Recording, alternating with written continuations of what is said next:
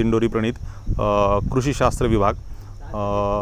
नमस्कार शेतकरी बंधूंनो, आता आपल्या खरीप हंगामाला सुरुवात होत आहे।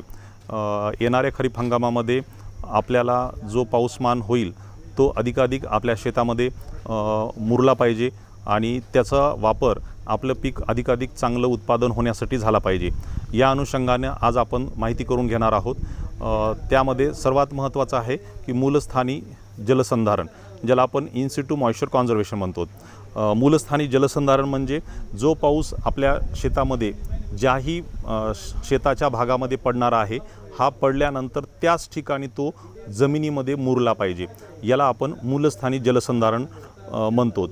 पण बऱ्याच वेळेस असा आपल्या शेतामध्ये पाऊस पाहिल्यानंतर असं लक्षात येतं की पाऊस पडल्यानंतर पाऊस सर्व एका ठिकाणी ज्या शेताचा खोलगट भाग आहे अशा ठिकाणी पाऊस पूर्ण जमा होतो आणि जो वरचा भाग आहे, चढाचा भाग आहे, त्या ठिकाणी पाणी साचत नाही।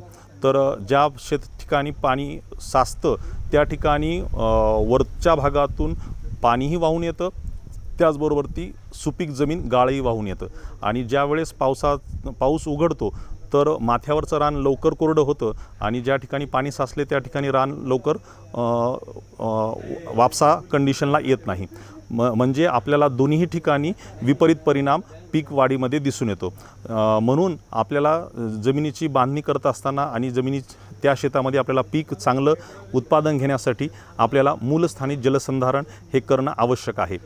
ज्यामध्ये आपण प्रथमतः समजून घेणार आहोत की मूलस्थानी जलसंधारण करत असताना उताराला आडवी मशागत करावी किंवा जी आपल्याला पेरणी करायची आहे, आपण बैलचलित अवजाराने पेरणी असेल किंवा ट्रॅक्टरचलित पेरणी यंत्राने किंवा डिबलरने असेल तर ती उताराला आडवी झाली पाहिजे, जेणेकरून की उतार जर समजा पूर्व पश्चिम असेल तर आपल्याला उत्तर दक्षिण जर त्या ठिकाणी पेरणी जर केली तर पाऊस जो पण पडल तर उत्तर दक्षिण जी पेरणी उताराला आडवी केलेली आहे आपण, तर त्या ठिकाणी त्या ज्या पेरणी करत असताना ज्या सऱ्या पडल्या तर त्या वाहणाऱ्या पाण्याला अडथळा निर्माण करतात आणि वाहणारं पाणी हे त्याच ठिकाणी प्रत्येक ओळीमधलं पाऊस हा त्याच ओळीमध्ये अडवल्या जातो आणि मुरवल्या जातो। म्हणून आपल्याला उताराला आडवी पेरणी करणे हे सर्वात पहिली एक पद्धत आहे। त्यानंतर दुसरी पद्धत आहे सरीवरंबा पद्धत।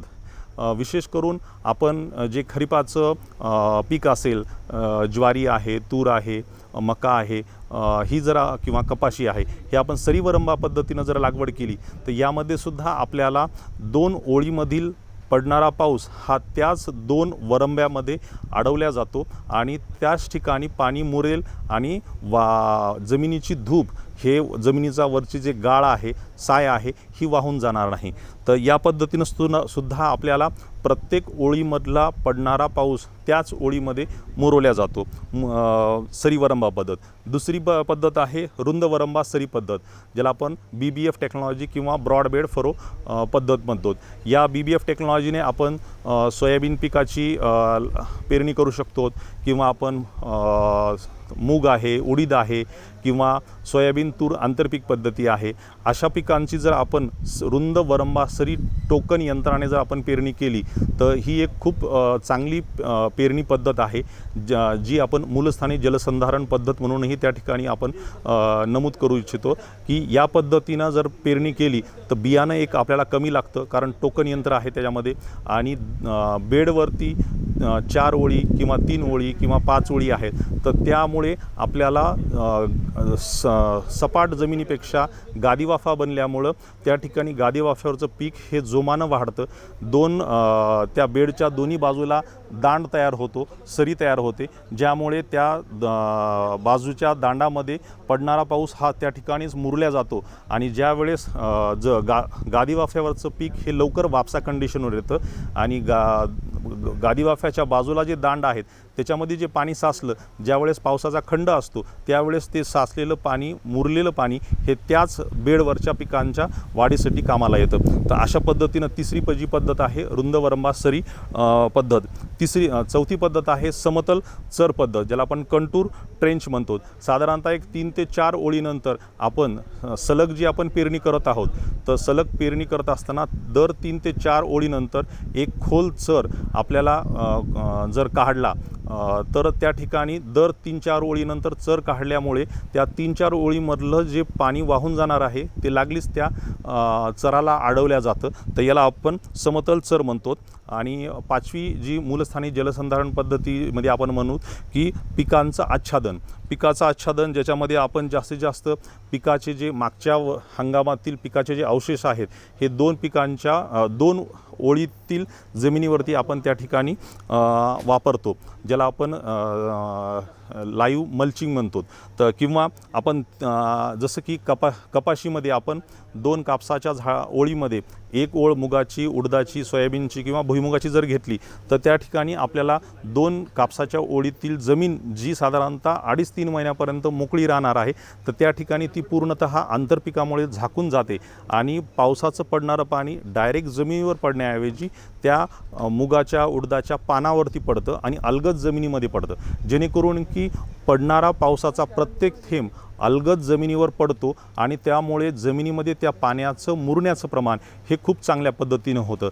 त्यामुळे शक्यतो प्रत्येक शेतकऱ्यांनी आपलं जे काही मुख्य पीक आहे कपाशी, तर कपाशीमध्ये सलग कपाशीमध्ये 2 कापसाच्या ओळीमध्ये 1 ओळ मुगाची, उडदाची किंवा सोयाबीनची किंवा भुईमुगाची कोणतेही एक जर आंतरपीक जर घेतलं तर आपल्याला पूर्ण जमीन ही आच्छादित होते आणि त्यामधून कमी कालावधीचा 2.5-3 महिन्यामध्ये 3.5 महिन्यापर्यंत आपल्याला एक नगदी पिकाचं उत्पन्न मिळतं.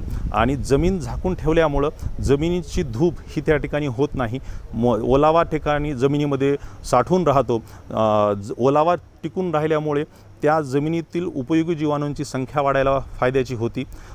पिकाची काढणी झाल्यानंतर जो काही पिकाचे अवशेष आहेत मूग, उडीद, सोयाबीनचे, ते त्या ठिकाणी आपण त्याच जमिनीमध्ये गाडायला पाहिजे, जेणेकरून की जमिनीतील सेंद्रिय कर्बाचं प्रमाण वाढतं.